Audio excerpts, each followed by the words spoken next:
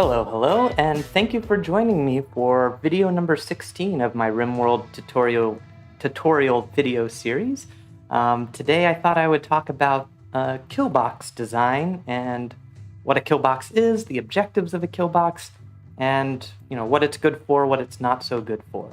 So a killbox is pretty much just an area that is defined, built into your defense of your colony, that provides an advantageous position for your colonists to be in, to be able to handle large amounts of raids.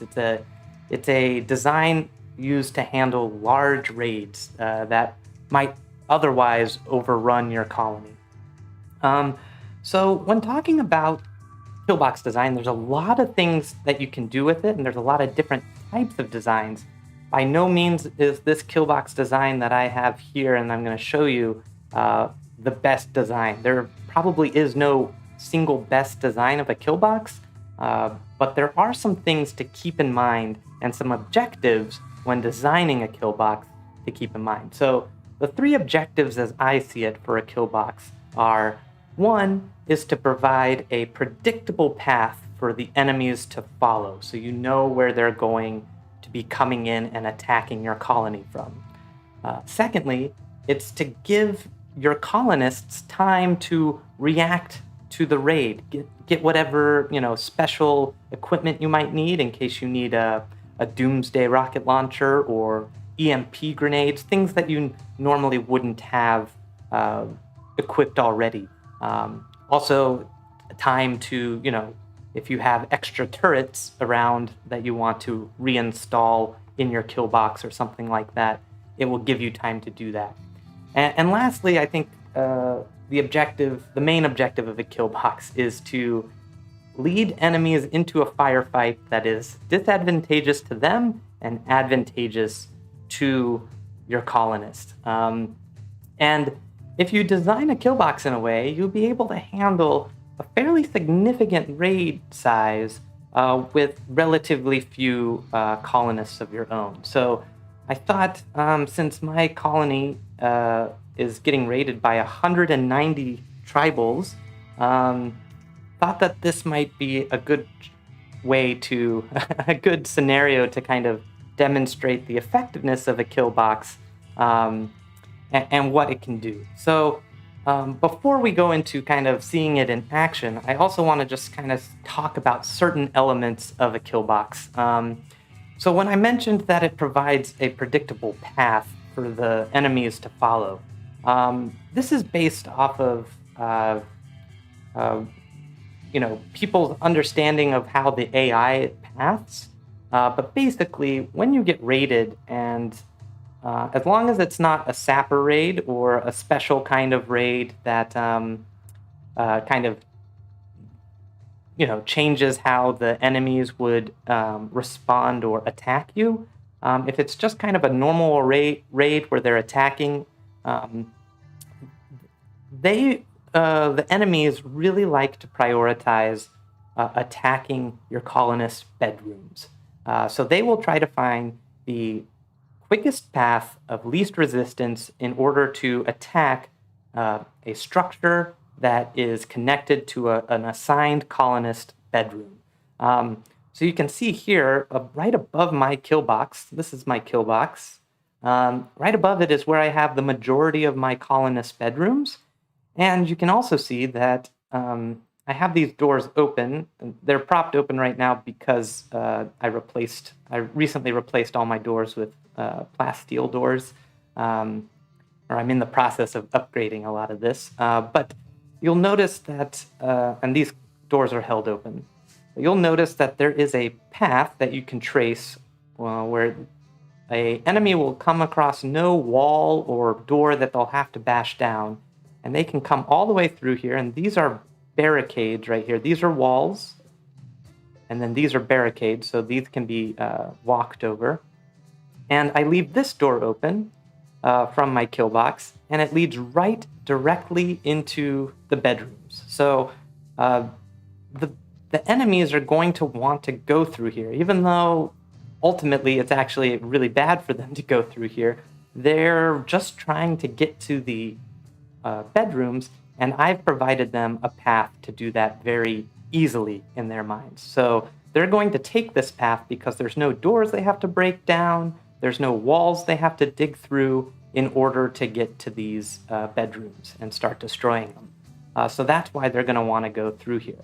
Now, because this raid is so large, there's probably going to be a few enemies that go around and destroy my exterior structures. I have a few, tables and chairs and stools around near places where my colonists go out in the field so that they don't get the eat without table debuff. Some of the enemies are going to want to destroy these things. So they might go all the way around, destroy these things, and then they will come back around and try to get into the bedrooms. Enemies try to do as much destruction as possible without, if it's a normal raid, without having to destroy walls or doors. They'll try to destroy as much as they can without having to go through an obstacle like that. So that's kind of thinking about how to path. So when you're designing a kill box, you want to design a system that allows a single path to your bedrooms, kind of like I did here. You also want to think about the size of the kill box. You probably already noticed there's sort of two elements to the kill box. There's the actual area that is the kill box. It's the kind of boxed zone that you can see here will provide my colonists with a lot of cover, and will be shooting into open space area where the enemies don't have any cover. You'll notice there's some trees that have grown up, some plants that have grown up. So I usually recommend, I don't usually pave the kill box because that allows the enemies to move faster on this ground. I usually keep it soil, but I haven't done it in this colony yet, but I usually turn the kill box area either into a growing zone and don't sow anything so that they'll trim trees in time, or I just kind of manually decide to designate these trees whenever they pop up to be cut. You could also choose to pave it because honestly, if your kill box is designed well enough, even if the enemies do have a little bit easier movement within the kill box, they're still in such a disadvantaged position that it won't really matter. So, any way that you can prevent trees from popping up, because trees will provide cover for the enemies and they will decide to move around it. Another thing to keep in mind is, keeping the advantage to your colonists. So what do I mean by that? Well, you want them to be under cover, and there's a lot of ways you can do this. I designed this kill box with kind of an alternating barricades and walls format. I might even change this because I've noticed, when you're behind a wall, and if ever you want to see the cover effectiveness of something, you can always hit the eye and it will show you the cover effectiveness. A granite wall gives you 75% cover effectiveness, so it's really good. That's why I put these in here. These are granite barricades, and it doesn't matter the material. I use granite because it's heavier duty, it has more hit points. The cover effectiveness is 57, so it's less than a wall, but it's really good. It's better than most things. It's a barricade. It's meant to be used as cover.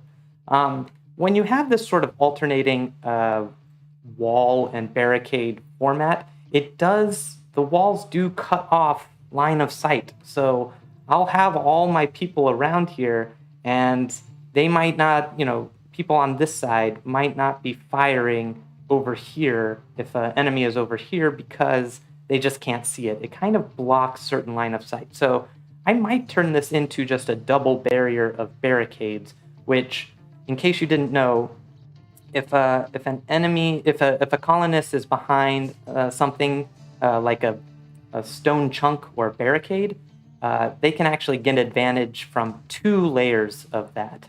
You'll get even more cover if there's 2 layers of barricades than just one.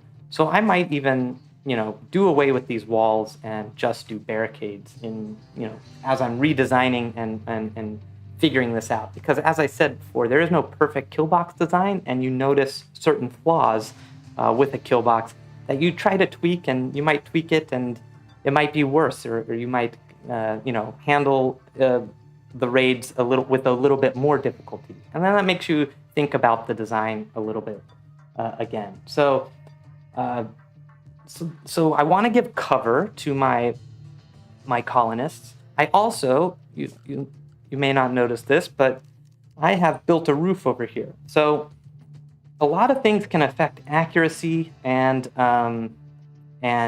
mood and things like that. So you can imagine when your colonists are all sitting here, shooting at enemies that are pouring through. And we have a raid of 190 tribals, so it's going to take a long time for them to come through. So you have to think about their mood, but you also want to make them have the conditions to be more accurate fighters. So I cover basically the colonist side of the killbox with a roof. This makes it so that if I get raided during a rainstorm, rain really affects accuracy. It also affects mood because people will be soaking wet if they're standing out in the rain and they don't like being soaking wet. If you have a roof over it, it won't affect their accuracy. Shooting into water doesn't affect their accuracy. It's only if they're actively in the pouring rain does it affect their accuracy. So putting a roof over there is something I very much recommend. Now, you'll also notice that I have lights here on the enemy side of the killbox, but not on the colonist side of the killbox. This is something I go back and forth between, because having your target being lit up provides a accuracy bonus. So having my colonists in darkness and the enemies in light provides a bonus to accuracy to my colonists, but provides a debuff to accuracy to the enemies firing into a darkened target. That's why I don't have lights here. But darkness also is something that colonists don't like to be standing in. So you might think about lighting your colonist area too, just for their mood to increase. Also, lights can be used as cover. Most things can be used as cover. The cover effectiveness is 20%, so it's not that great, but it's still better than them being out in the open. So enemies will try to hide or shoot behind a light because it does provide some amount of cover. So that's something to keep in mind. The mood and the kind of conditions that affect the accuracy of your colonist pawns. Now, I've just scheduled everyone to go back inside. I'm going to start going slowly just so that these people can start streaming in and you can kind of see what the rest of this killbox does. So the second part of the killbox, other than the actual killbox, is kind of what leads up to the killbox. And so there's some things you want to keep in mind with this part. You want it to be serpentine of some kind, a maze of some kind. It doesn't have to look like this. This actually is a fairly resource-heavy design. There's ways you can kind of get this exact same, objective of having the enemies having to go back and forth between areas with way less resources. This is definitely a resource expensive way to build this. I highly recommend looking online for lots of other designs. There's tons of designs out there to think about. But basically what I've done is that I've made it so it's a serpentine path that the enemies are going to follow. And they're going to be slowed down by sandbags. Now, hopefully this will do two things. It will slow them down, which will just make it so that it takes them even longer to get through this killbox. Or this maze into the killbox. But it also makes it so they might separate them, because enemies and colonists can move over sandbags, and the same Sandbags and barricades are practically the same thing when it comes to the rules that kind of govern them. So enemies will be able to move over these sandbags. They move over them slower than your colonists, but you cannot end your turn, or you cannot stop on a space that has a sandbag or barricade. So as these enemies are going to filter in here, and full disclosure, I've done this raid before. I've already completed it in my real playthrough, but I have this save file going.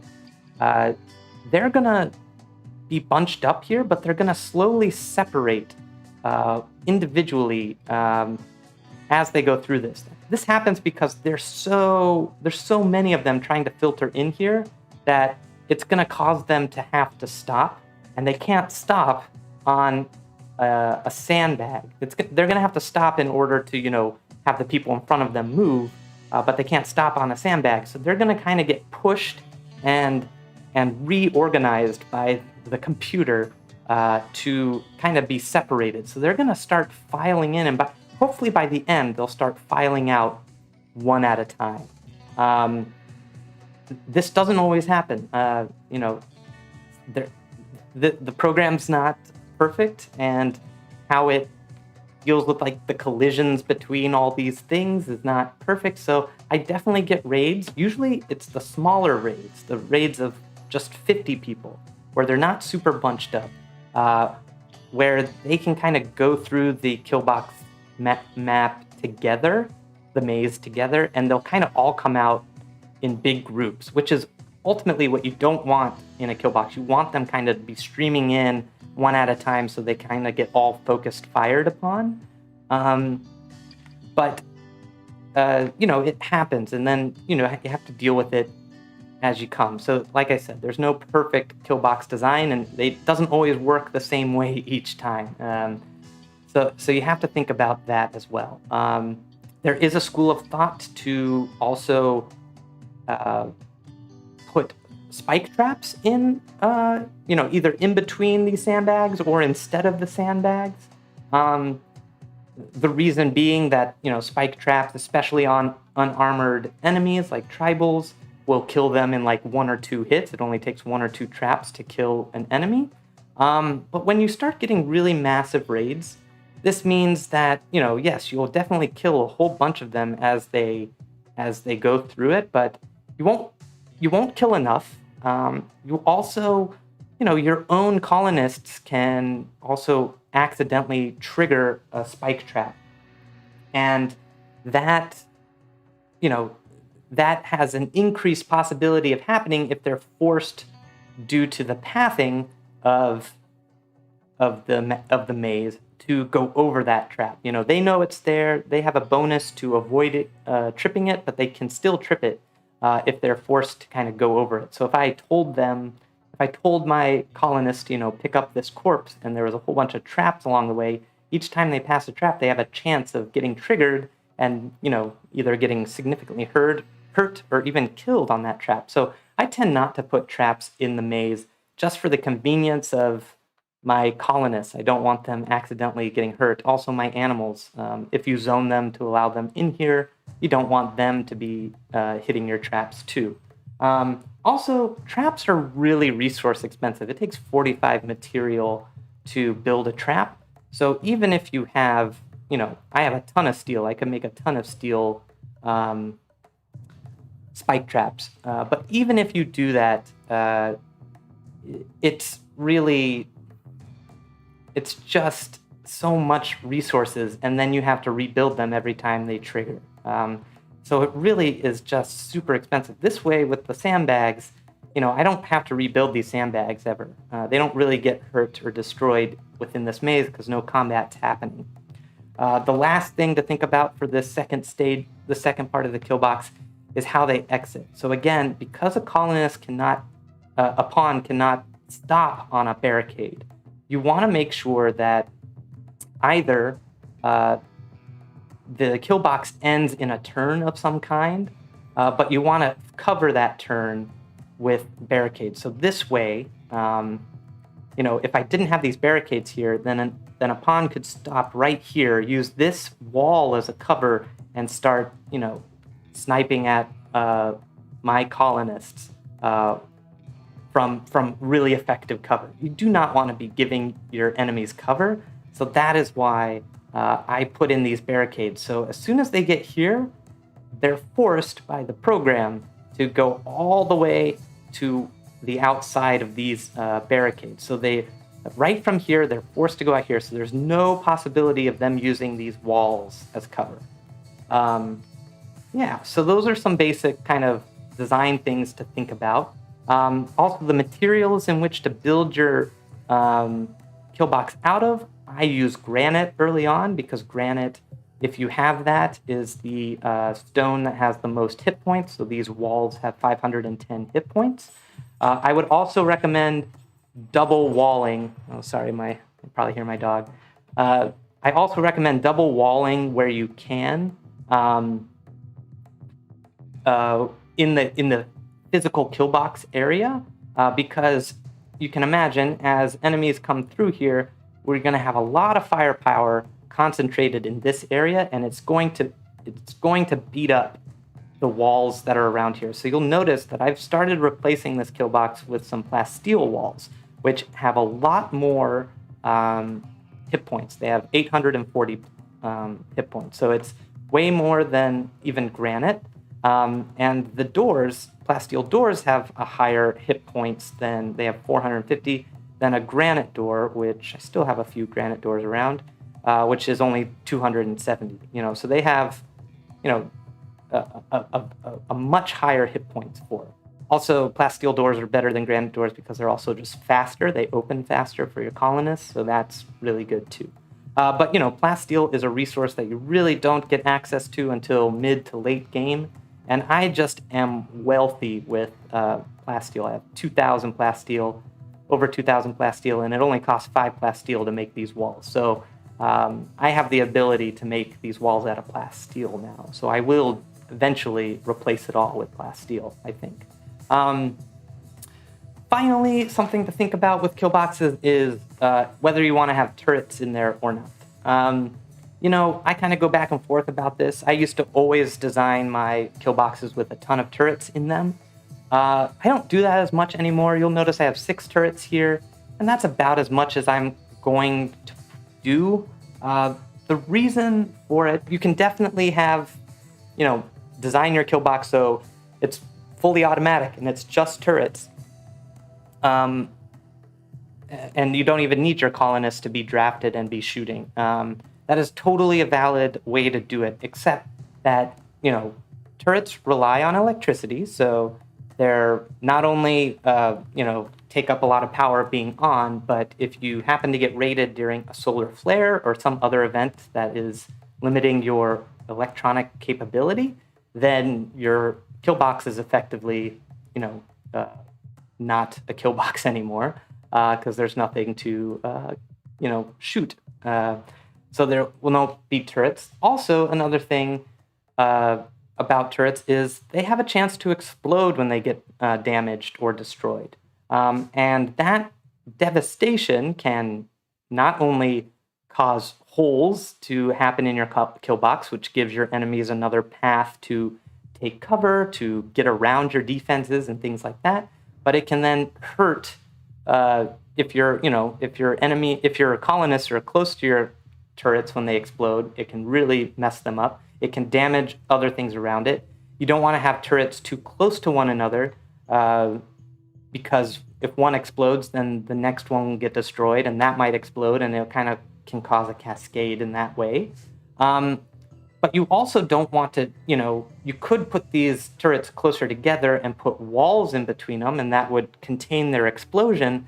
But then when you're putting, walls protruding into the killbox, that provides a place for the enemies to use as cover. So, all these things are kind of, there's no right and wrong way to do it, but it's just things to think about.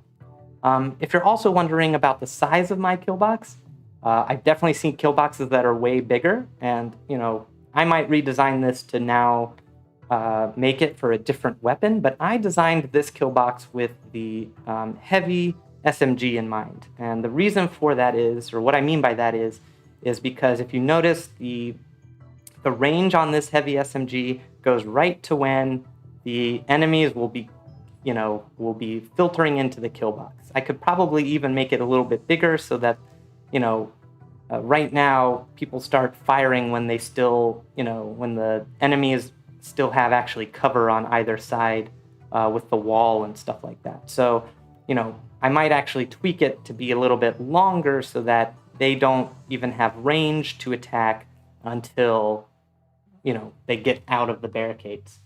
Now, you might be wondering, why the heavy SMG? Well, the heavy SMG is, in my opinion, one of the best mid-game weapons. It's still really good, effective late game too.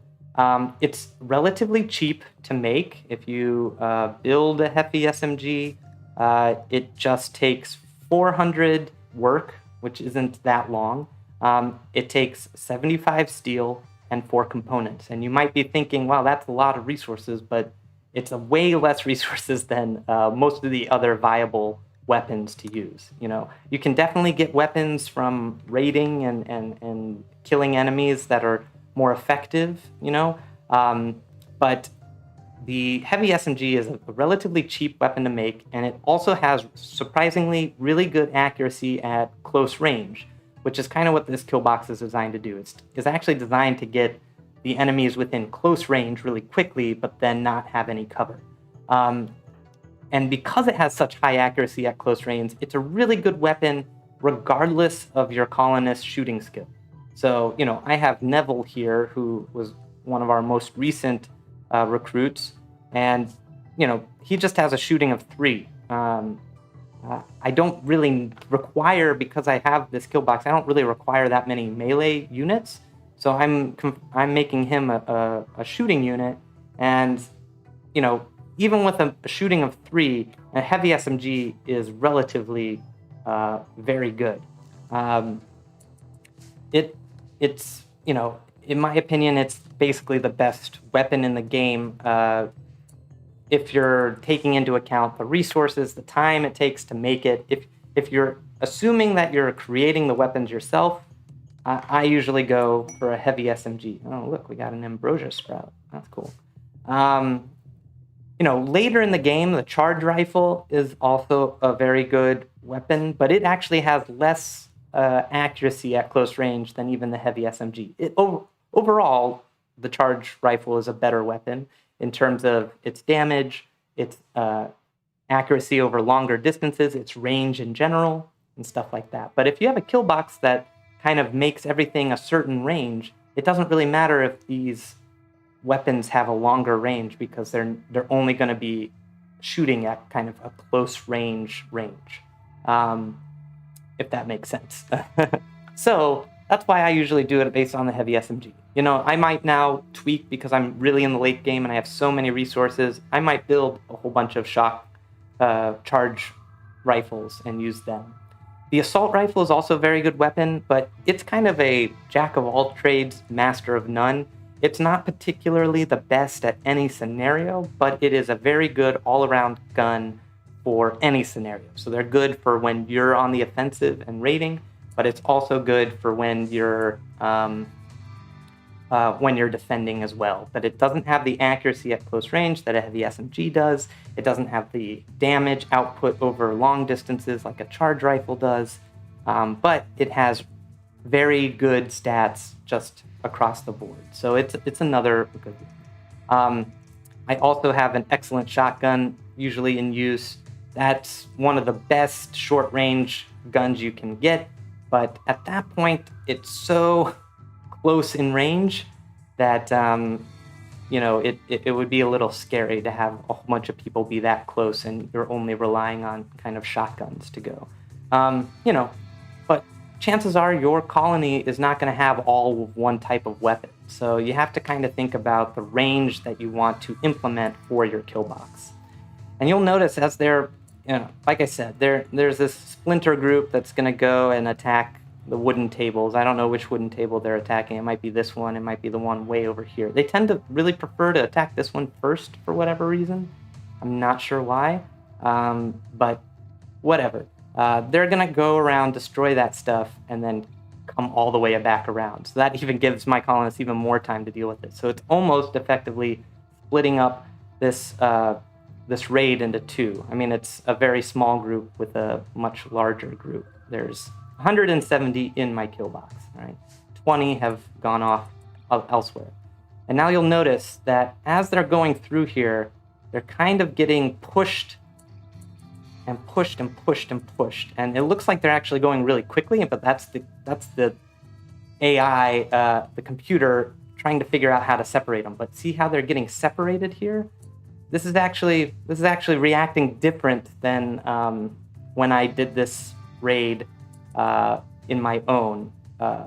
It started doing this early on, and now look here, I'm really lagging. I could even go to super high speed, and I'm just lagging so much that it's not it's not purposeful. But you can kind of see the effectiveness of these sandbags. It really slows them down, and it's starting to separate them.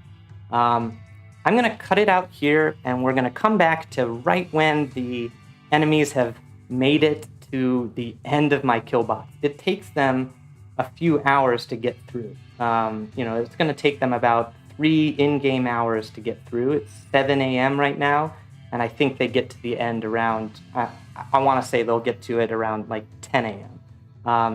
So I'm going to cut it out here. We'll come back and we'll just show you what it looks like when you kind of have an effective setup for a kill box. And again, this kill box is specifically designed to deal with high numbers of, low armor units. So yeah, we'll be back in a second. And we're back. So the enemies have just gotten through. We ended up killing one before I was too slow on the save and pause button to stop it here. But they, after much, lag from my computer of them separating, you can see they're all fairly separated now. They're still pretty bunched up at the bottom. The splinter group came and basically destroyed all of my structures here on this side. I don't know why they're not. That's a thing about wooden. If you have a large nature shrine or a similar thing, it's a really low priority target for raiders, so you actually don't have to worry about them destroying this. If you have people meditating out in the field at a large nature shrine, you really don't have to worry about it getting destroyed and having to rebuild it each time. All right, so they're just getting through here. I was also a little slow in drafting people. Mel doesn't do violence, that's why they're here, but a few of my guys are still streaming in. They're not they're not by any means at their max amount of firepower, but they don't really need to be, honestly. I have the turrets turned on, and I use that little turret switch trick where I just have them reconnect.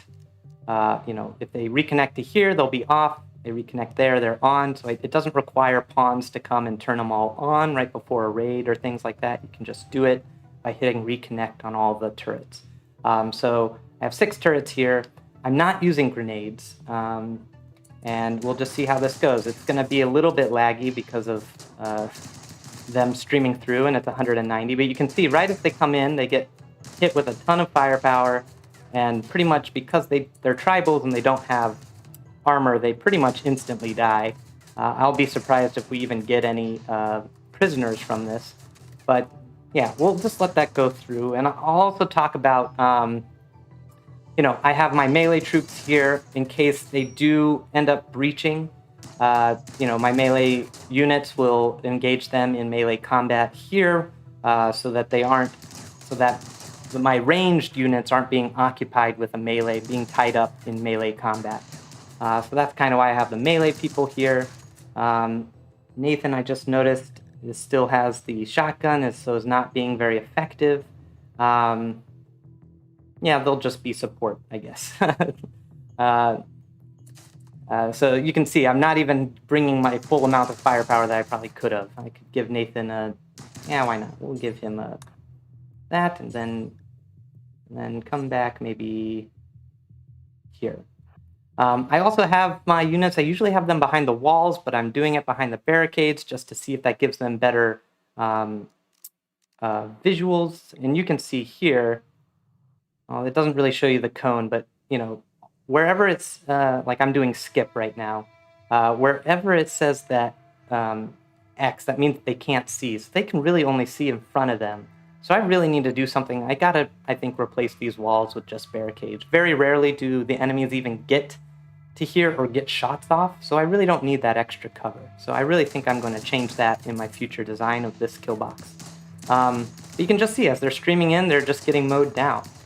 And this brings me to one of the final aspects of thinking about a kill box is also corpse disposal, because I'm going to have quite a few corpses here.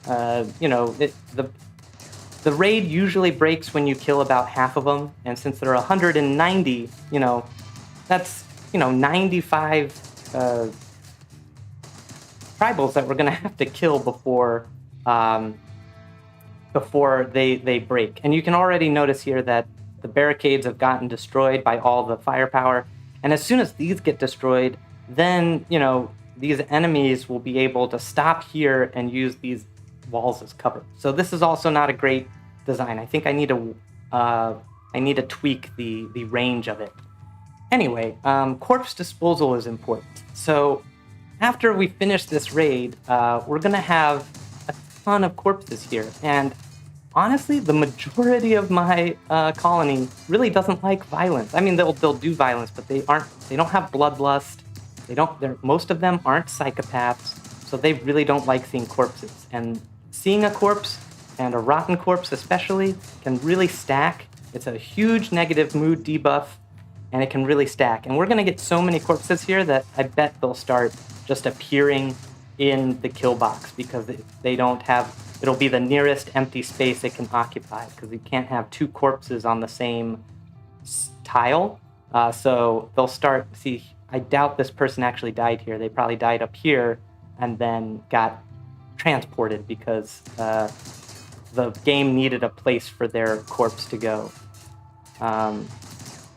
See, they're now stopping here and able to stop a little earlier and even get cover. See, this person, they definitely didn't die there. It's just getting streamed in. So how do you deal with corpses? Well, in this design, I have a crematorium here, which is a good way to dispose of corpses. I also have corpse piles here, but my colonists, if I have them do all the hauling, it's really going to upset them, and it's going to make a lot of them very upset. And look, even with the plasteel wall, we already have one broken, right? So by no means is plasteel means you'll never have to replace it or repair it. So keep that in mind. And so you definitely want to double wall your walls that are going to be seeing a lot of the firepower. So I have a crematorium here, and I usually assign, I have one person, this person. They're my only person with bloodlust. So not only do they enjoy killing and love seeing people die, they also do not mind corpses of any kind. They don't even mind rotten corpses. So bloodlust, I usually get my bloodlust person I'll just assign them after this is all over to the crematorium. They're usually in a really good mood because they've killed some people and seen some people die. Let's see, he's already killed 2 people, so he already has a plus 21 to his needs. So this is, that's great news. So he's in a good mood, so he won't break while I tell him to, do a task for long past when he's, hungry and tired. If you don't have a person with bloodlust, you can assign a person that's a psychopath. I believe Squirt here is a psychopath. And psychopaths, they don't mind seeing corpses, but they still mind seeing rotten corpses. They don't mind the social aspect or implications of a person dying, but they still don't like seeing really disgusting things. So As long as these corpses are fresh, I can also assign squirt or a psychopath to dispose of corpses. If you don't have a colonist with any of those traits, then what I'd suggest doing is zone out all of your colonists but one. Have one take the hit. Seeing a corpse and observing a rotten corpse can stack, but it can only stack up to, I think, 3, maybe 5 times. I forget how much it can stack by. But you can already see, I might have to change the range on this anyway, because I bet some of these people are observing corpses and not liking it. Well, not yet. But, if people got killed a little bit closer to them, they would start observing corpses. So it hasn't happened yet, so that's good. So corpse disposal is important. I also zone my animals to have access to the the dumping piles for the corpses. And I have a ton of animals that are capable of hauling. So all these animals can haul for me, and they can kind of get rid of a lot of the corpses. If you disallow everything except the corpses, that's a great way to kind of have your animals only haul the corpses and zone them very specifically, so they basically only have access to where the corpses are and where the corpse dumping pile is. And that's another way you can kind of get rid of the corpses. And then I'll go around to these dumping piles and have my person who has bloodlust, I'll go with a Molotov cocktail and I'll just burn all the corpses. And they're in places that can't cause fires throughout the region. So that's kind of how I deal with corpses. And the last thing I forgot to mention is just you want to have a few exterior doors in the kill box. The reason for this is it can be sometimes very useful to have a person lobbing grenades, and the current range that I have this kill box in is that they won't be able to throw grenades right here where people are streaming in. They'll be kind of, the furthest they could be able to throw it is kind of in this way. So I kind of if I'm going to throw grenades, I need to get people a little bit closer. And there's definitely ways you can design tunnels or things that make it so that, a colonist can throw grenades happily and then very quickly get out of dodge. What I just have is 2 doors, and I put my colonists kind of by the doors, and then, if they're about to get attacked, I sometimes guard them with a melee unit, but even if they're not guarded, they can just slip through the door and retreat before they get engaged in a fight or get targeted in some way. So I usually have a door on either side so people can kind of come and go to lob a grenade and then leave or do whatever you need to. There's a lot of ways and strategies that you can handle a raid. And this is a tribal raid. They don't have armor. They don't have low shields that they can drop to prevent shooting. This is a really bad design when I get mercenaries and they drop a shield here and it prevents bullets from entering this area for 30 minutes. Then they're able to really close the gap. So I really think I'm going to extend the range a bit, at least by a few tiles, in order to just prevent some of those things that I've noticed. But I think those are the main elements I wanted to discuss. Oh, another thing is I think it's always good to have shelves in the kill box area that has things you might need. So I always have the different types of grenades that you can have on shelves, so that if mechs are raiding me and they're going through this kill box, I can instantly meet them with EMP grenades, so they'll be stunned and won't be able to fire or attack for a long time. Tribals are really good to hit with fire, and grenades are great against both mechs and mercenaries.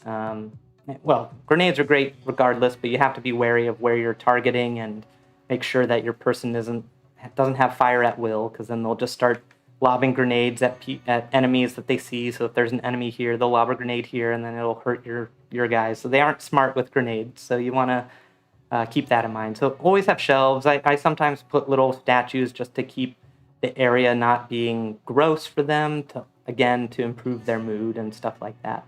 But yeah, no, I've gone way over time with this, but I think a kill box is a very important thing to talk about, and I hope I gave you some things to think about when you're designing your kill box. And again, a kill box is not for every type of raid. They're not even for every type of enemy. If you wanted to attack, if you have an infestation and you want to attack insects, it's better to use a choke point like this and lob grenades past.